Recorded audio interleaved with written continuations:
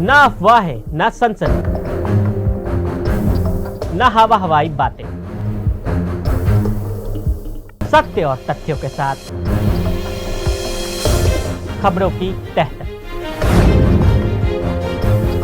नमस्ते, मैं हूं विनय आकाश और आप देख रहे हैं प्रभा साक्षी का स्पेशल शो तह तक। एक ऐसा साम्राज्य जिसने जर्मन तानाशाह हिटलर को परास्त कर दिया, अमेरिका के साथ शीत युद्ध किया, परमाणु से लेकर अंतरिक्ष तक में अपनी क्षमता का लोहा मनवाया, क्यूबा से लेकर वियतनाम की क्रांति में भी भूमिका निभाई, जिसकी भौगोलिक ताकत का अंदाजा इस बात से लगा सकते हैं कि उसके पास पृथ्वी का छठा भाग था।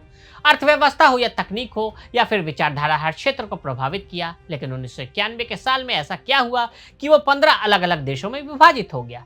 एक ही रात में सोवियत में विघटित होने वाली घटना भी चकित करने वाली थी। प्रधानमंत्री नरेंद्र मोदी द्वारा कोरोना महामारी के दौरान एक मूल मंत्र आपदा में अवसर दिया गया था, लेकिन इसे आज से 3 दशक पहले चीन ने अपनाने की ठान ली थी। सोवियत के विघटन के बाद दुनिया एक ध्रुवीय दिशा में आगे बढ़ रही थी। सोवियत बिखर चुका था और अमेरिका के लीडरशिप में पश्चिम प्रभाव लगातार इजाफा हो रहा था। लेकिन इन सब में चीन को अपने लिए अवसर मिला। आंकड़े बताते हैं कि चीन 1990 तक अमेरिका के मुकाबले कहीं भी नहीं था, लेकिन उसके बाद उसने जो रफ्तार पकड़ी उसने पूरी दुनिया को चौंका दिया। चीन ने 1990 में केवल 8 देशों के लिए टॉप एक्सपोर्टर था और आज यह संख्या 125 तक पहुंच चुकी है। यानी दुनिया का 125 देश अपना सबसे ज्यादा सामान चीन से मंगाता है।